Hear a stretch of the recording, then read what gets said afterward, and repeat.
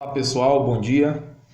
O quadro Quem Pergunta Quer Saber traz ainda a pergunta da semana de um irmão que estava desejoso e que está e que tem outras mais perguntas a ser respondidas aqui. Ele nos perguntou no início da semana se de fato o Messias era citado na Torá, porque a gente vê aí um antissemitismo ali visto por meio do profeta Zacarias. O Eterno já mostrou em Zacarias capítulo 12, se vocês quiserem conferir, que haveria um antissemitismo contra os Yahudins, né? Que ele seria um copo de atordoamento para todos os povos. Então, hoje muitas vezes você vê que na Inquisição, né? Você vê ali com Hitler, mais de 100 milhões de pessoas foram mortas nesse vai e vem aí, né? Mas já tinha sido previsto que o povo dele ia passar por isso, né? Que foi dispersado pelas terras e seria zombaria para todos os povos. Hoje, as pessoas perguntam se tem uma eleição de um povo. Claro que sim, né? Claro que sim. Os Yahudim são os eleitos, né? Vocês podem conferir isso em Romanos 11. E eles, de fato, eles tropeçaram para que nós fosse inseridos ali a oliveira, os ramos naturais. Agora, infelizmente, tem uma profecia também para alguns Yahudis ali que estão cegos até hoje. E outros, Romanos 3, a partir do verso 1, né? Ele diz que alguns foram infiéis, né? Então a gente não pode ignorar esses mistérios, porque Romanos 11, 25 diz que a gente não pode ignorar esses mistérios, para que a gente não se torne presunçoso.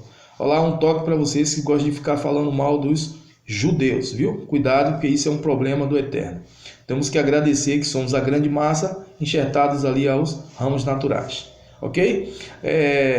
A gente começou falando ali, para responder a pergunta, no Shemote, Êxodo 23, versículo 20 até o 24, né? Então você vê ali que o Eterno, ele fala a Moisés que é para ele obedecer o anjo, que é para ele não se irar contra ele. Quer dizer, esse anjo tinha toda a autoridade. A gente viu claramente ali, e vamos mostrar ainda na Torá, esse anjo que é o próprio Filho do Eterno, porque anjo é mensageiro, é porta-voz. Então, na parte 2, nós vamos fazer aqui uma trilha até chegar no Novo Testamento. Esse profeta, o Pai que ninguém pode ver, age por meio de seu Filho, ok? Então, vamos mostrar essa semana aí quem é o Consolador, né? Tudo isso aí a gente vai ver que ele age por meio de seu Filho, ok? Vamos agora para Devarim, Deuteronômio, capítulo 18. Então você vê que ele fala com Moisés, e Moisés na Assembleia ali ele fala, ele comunica, né? Porque a gente vê ali em Êxodo 18, o povo nunca gostou de falar diretamente com o Criador, né? Êxodo 20, verso 18 ali em diante, o povo eles corria do Eterno, né? Então, a gente vai observar aqui, a partir do Deuteronômio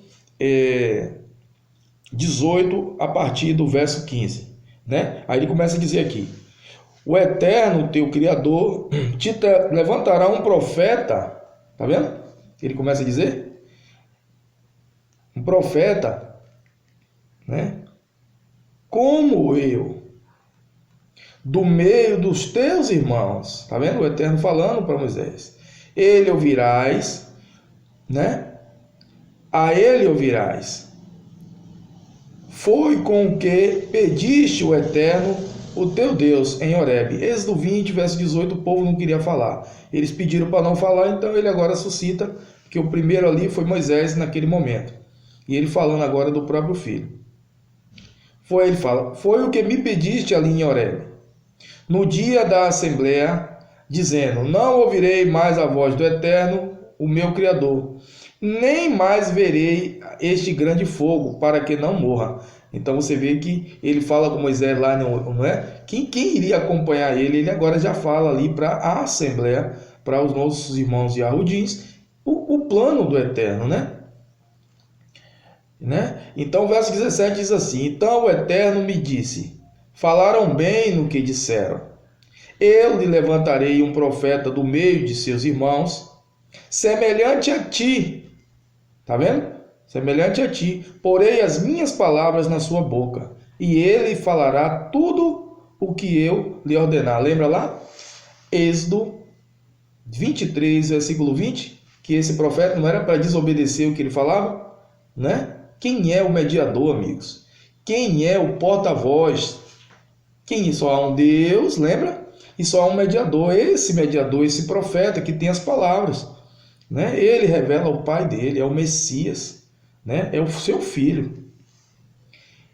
Aí ele diz no verso 19, ele diz: eu mesmo pedirei contas de todo aquele que não ouvir as minhas palavras, que ele falar em meu nome. Lembra-se que ele disse lá que esse porta-voz tinha o nome dele, porque o filho revela o nome.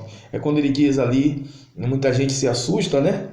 Quando se fala Yahoshua ou Yeshua, porque um em aramaico e outro em hebraico. Aí as pessoas ficam assustadas. Que nome, misericórdia, gente. Vão estudar a origem da palavra. As escrituras foram escritas em hebraico, não em grego, nem em latim. Isso é uma falésia. Eu falo em brasileiro, eu vou escrever em alemão. Nem eles queriam pregar para a gente, imagina só.